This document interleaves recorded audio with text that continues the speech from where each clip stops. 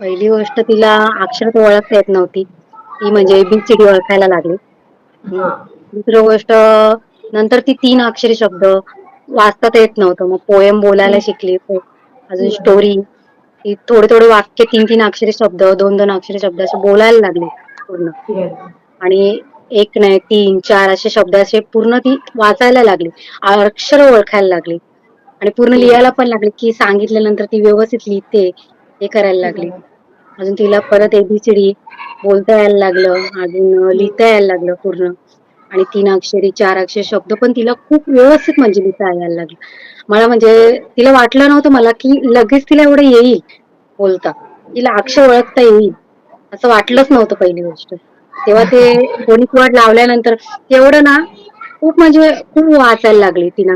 म्हणजे पहिली गोष्ट सी, ती हा शब्द ओळखत नव्हती. ती सी हा बरोबर. शब्द ओळखायला लागली तेव्हा पासून. एक्झॅक्टली. आणि तिला असं हे नव्हतं होत का सी, पी आणि क्यू आपला असतो ना, हा पी आणि हा क्यू दोन्ही हा सारखे हा. असतात बघा. मुलांसाठी बरोबर. ते म्हणजे खूप त्रासदायक होतात. पण बरोबर. ती ते फोनिक वर्ड लावल्यानंतर ती बरोबर ती ओळखायला लागली त्याच्यामध्ये. त्याच्यामध्ये ती हे नाही व्हायला लागली. डब्ल्यू आणि एम मध्ये पण ती हे करत होती. कधी-कधी बरोबर. डब्ल्यू आणि एमच्या जागी डब्ल्यू करायची आणि डब्ल्यूच्या जागी हा. एम करायची. ते तिचं पूर्ण हे झालं खूप. म्हणजे एक. ABCD तर खूप भारी बसली. अजून वाचायला तर खूप म्हणजे अक्षरं लागली ती त्याच्यामुळे. क्लास. तर त्याबद्दल मला म्हणजे जाणून घ्यायला आवडेल की माझ्या कोणत्या कोणत्या ऍक्टिव्हिटी प्रांजलला आवडतात. पहिली गोष्ट मुलांना ना निसर्ग म्हणजे हम्म. रंगीबेरंगी वस्तू खूप आवडतात. पहिली गोष्ट. बरोबर. आणि तुमच्या क्लासमध्ये ना रंगीबेरंगी म्हणजे ते खूप त्यांना पोरांना अट्रॅक्शन करतो एकदम जवळ. हां. तर तिला कसं म्हणजे पोरांना पहिली गोष्ट कुठला पण मुलगा असो किंवा मुलगी असो, तिला ना कलर खूप आवडतो पहिली गोष्ट. हां. ते बरोबर. कलरच्या मुले ती काय करेल ॲक्टिव्हिटी करायला तिला खूप आवडायला लागलं. त्याच्यामुळे ती बरोबर. अक्षरं शिकून ती खूप लक्षात ठेवू लागली. म्हणजे आपण बरोबर. शिकायचं म्हणून नाही, पण खूप असं कलरफुल आणि ॲक्टिव्हमध्ये तुम्ही ते कॅश पत्त्यांचं हे सांगितलेलं आम्हाला एक ते खूप तिला आवडलं. ती स्वतःहून ॲक्टिव्हिटी ती केली ती. कलरफुल आणि स्वतःहून ती तयार केलं. असं नाही की अ, ती हे केल्यानंतर अ, मी मदत केली तिला असं नाही. तुम्ही सांगितल्यानंतर तिने खूप एवढं भारी केलं ना, ती ॲक्टिव्हिटी तिने खूप भारी केली. आणि तिला लिहायला ते रंगीबेरंगी त्याच्यामध्ये ती खूप वाचायला पण लागली त्याच्यामध्ये. आणि तेच ती आमचं. ऐकताना मी एकच सांगू शकते, किड जॉ जॉय जर्नी लर्निंगसाठी. आता तुम्ही तर बघितलं असेल आता तिच्या अनुभव तिला वाचता यायला लागलं, लिहिता यायला लागलं. पण याच्या व्यतिरिक्त पहिला गोष्ट म्हणजे ती टीचरांनी काय विचारलं ना, की ती खूप घाबरायची. कसं सांगू मी? काय सांगू? पण ती आता स्वतःहून टीचरांनी नाव तरी विचारलं तरी ती स्वतःहून ती सांगू शकते. हे पहिलं बदल झालं तिच्यामध्ये. ती घाबरत नाही. नाही मला येतं, मी सांगू शकते. नाव पूर्ण काहीही विचारते. पहिला खूप घाबरायची, की मला मम्मी हे येत नाही, मम्मी मला ते येत नाही, बरोबर. मला हे वाचता येत नाही अशी करायची. पण आता ती बरोबर. स्वतःहून टीचरने काय, "टीचर मी बोलू का? टीचर मी हे सांगू का?" असं ती पहिला बोलते. मेन तिची ती भीती गेली पहिली गोष्ट. चल ठीक आहे तिला वाचता यायला लागलं.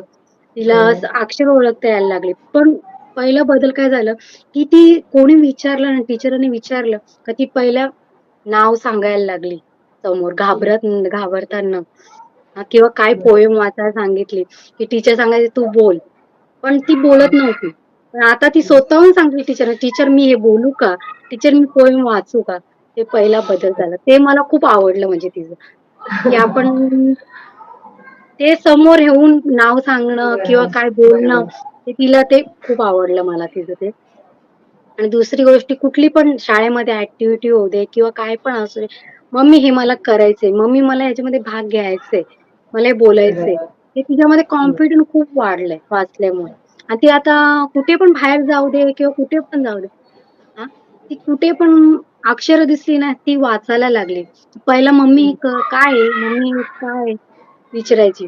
पण ती पूर्णपणे ती वाचायला लागली. मला ते खूप आवडलं.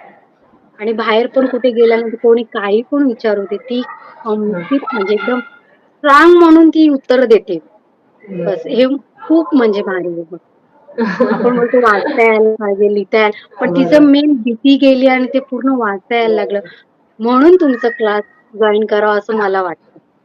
बस दुसरं काय नाही. नक्कीच. खूप छान. थँक तुम्ही यू सो कुठलीही मच. आणि गोष्ट त्याचं सांगू दे मला, कुठलीही. तर तिच्या ती लक्षात बरोबर राहते आणि ती एवढ्या आवडीने करते.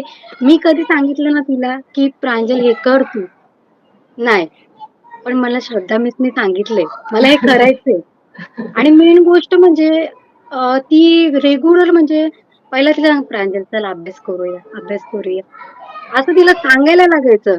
तर तुमचा क्लास जॉइन केले ना, ती बरोबर 7 वाजले ना, का ती 1 तास कंपल्सरी अभ्यासाला बसलीच पाहिजे. नाही माझ्या श्रद्धा मिसनी मला सांगितलंय. हे मला मग खूप आवडलं तिचं, की म्हणजे एवढी शाळेत होती किंवा उठ प्रांजल चल अभ्यास कर असं सांगायला लागायचं तिला. आता नाही. तुमचा क्लास जॉइन केल्यानंतर ती मम्मी श्रद्धा मिसनी होमवर्क दिलंय. श्रद्धा मिसनी हे शिकवलंय.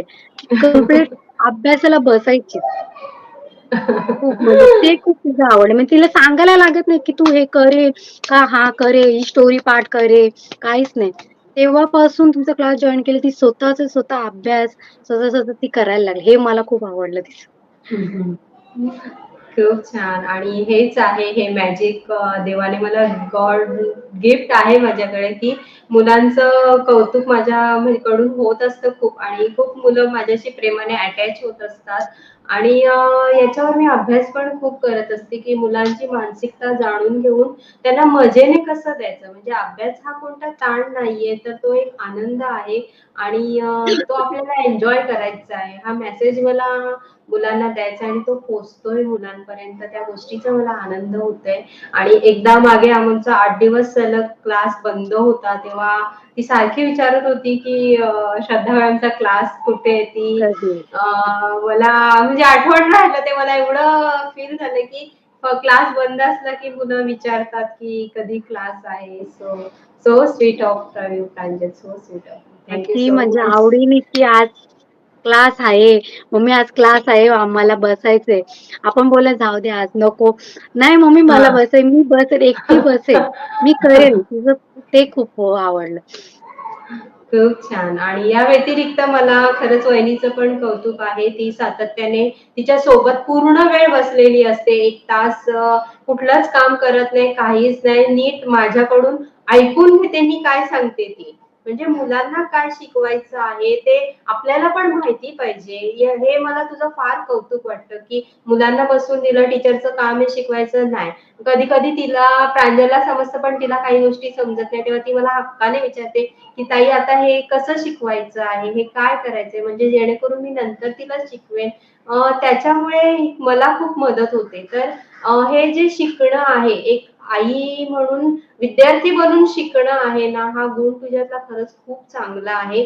आणि त्याच्यामुळे प्रांजलला मदत होते, की मी नेहमी एक माझं आवडीचं वाक्य आहे, की raise yourself before raising the children. तुम्ही स्वतः तुमची उंची वाढवा, मुलांना वाढवण्याआधी. आणि मी एक टीचर म्हणून शिकत असते. तसंच तुम्ही आज ऑनलाईनच्या आपल्या या दुनियेमध्ये पालकांनीही थोडंफार मुलांसाठी शिकणं खूप गरजेचं आहे. हाच एक शेवटचा मेसेज मी देते. आणि आजचं हे आपलं एपिसोड इथेच आणि संपवते. हां, बोल, बोल, बोल. आणि आपण बोलतो म्हणजे सगळे टीचर लोकं पोरं ऑनलाईन नाही बसत. की असं सगळी बोलतात, की "नाही बाबा हां, ऑनलाईन नाही होणार, पोरं बसणार नाही." पण तुम्ही एक दिवस ना, की हां. श्रद्धा मिसच्या लेक्चरला बसून बघा. मुलं स्वतःहून बोलतील, "मम्मी मला लेक्चरला बसायचंय." हे मुलांमध्ये येतं.